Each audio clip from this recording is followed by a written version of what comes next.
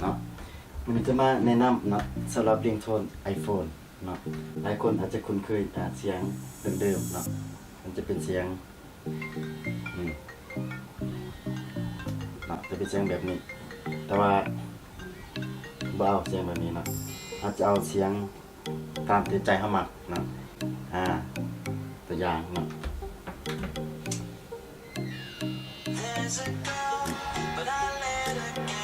ง่ายๆก็คืออาจจะใส่แอปตัวนี้เนาะ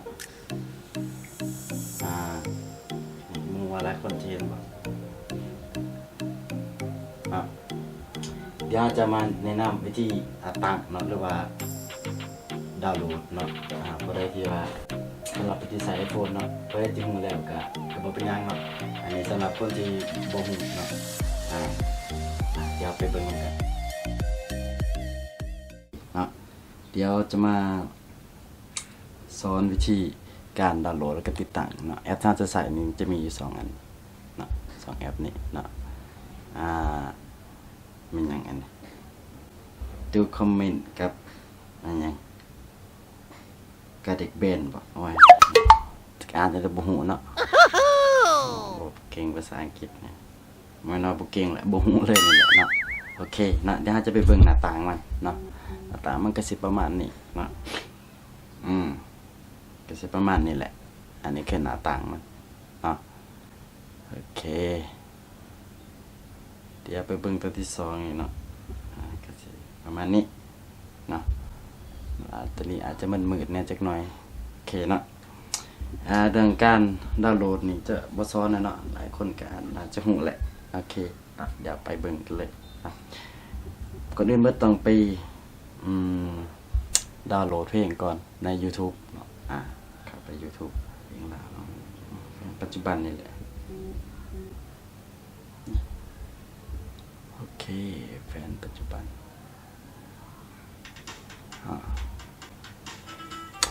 จะนั้นให้ไป copy ลิงก์มันนี่เนาะแชร์นี่ไปคัดลอกโอเคจากนั้นแหละให้ไปเข้าไปแอปดาวน์โหลดมันนี่เนาะดูคอมเมนต์นี่หน้าตามันสิประมาณนี้เนาะจากนั้นให้ไปเลือกนี่เนาะปุ่มจุดแจนี่ตีกลับไปโอเคแล้วจากนั้นให้ไปว่างที่เรากรอบอันลิงก์มาวางลงเลยแล้วก็คอนเวิร์ตมันจะมี MP3 กับ MP4 แต่ว่าเหลือเป็น MP3 เนาะก็เข้าไปดาวน์โหลดเนาะโอเคมันจะขึ้นมาแบบนี้ให้ไปที่โอเคตอนเกียร์ตัวนี้เนาะมันจะมีตัวปุ่มดาวน์โหลดนี่นะครับที่เข้าไปดูตัวดาวน์โหลดมาเลยโอเคนี่เนาะโอเคสำเร็จแล้วเนาะให้ไปเซฟนี่ YouTube 3คนแบบนี้โอเคแล้วก็เดินเนาะนี่ถึงนี้การอัปเดตเดิน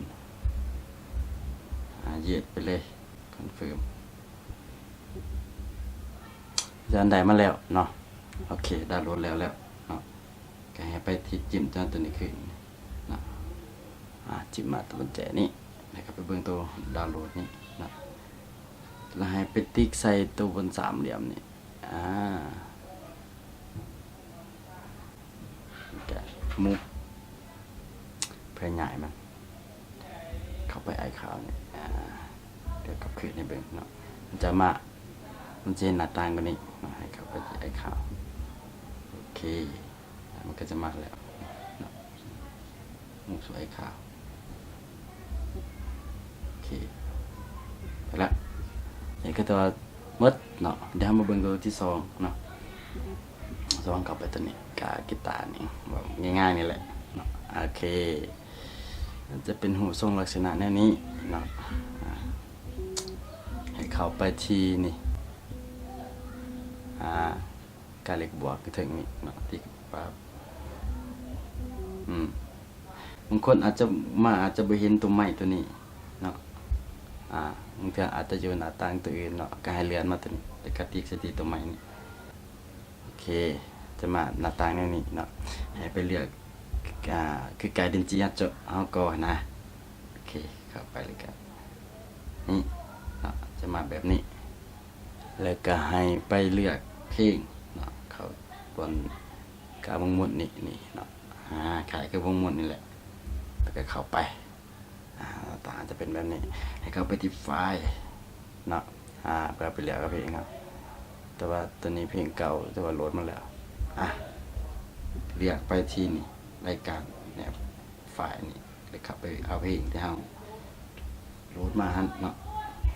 นี่โอเคถ้าแบบนี้มาแล้วเนาะมันจะมี2เพลง เพราะว่าโหลดมา2เพลงส่วนกันโอเคตัวเราโหลดมาแม่นนี่เนาะมันมี2เลยนี่เนาะเพราะว่ามันเป็นไฟล์ที่2ก็เลื่อนจับมันขึ้นมาเนาะโอเคนี่โอเคตัดตามที่เราต้องการเลยแหละเนาะแต่ว่านี่จะแบบตัดจะเอาหมดนี่แหละก็ลองฟังเบิ่ง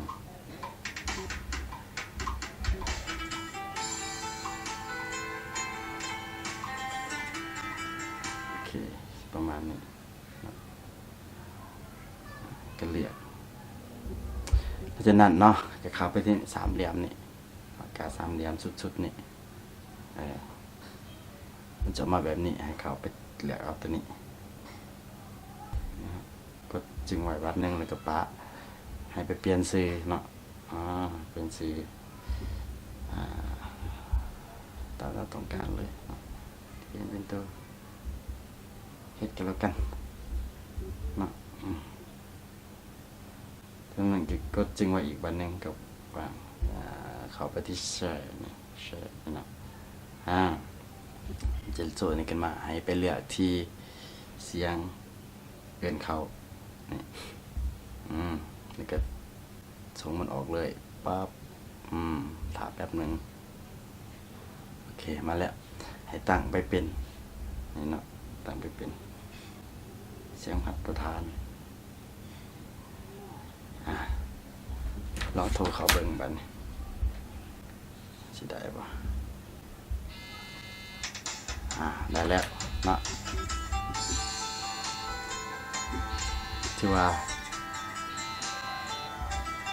โอเคสำเร็จโอเคเนาะหลังจากที่ว่าเบิ่งคลิปนี้แล้วเนาะถ้าว่าติดใจก็จะลืมกดไลค์เนาะทางเพจแล้วก็ทาง YouTube เนาะจะขึ้นตามหน้าจอนี่เนาะเพื่อเป็นกำลังใจกับทีมงานของพวกเราเนาะสำหรับคลิปนี้ก็จะมี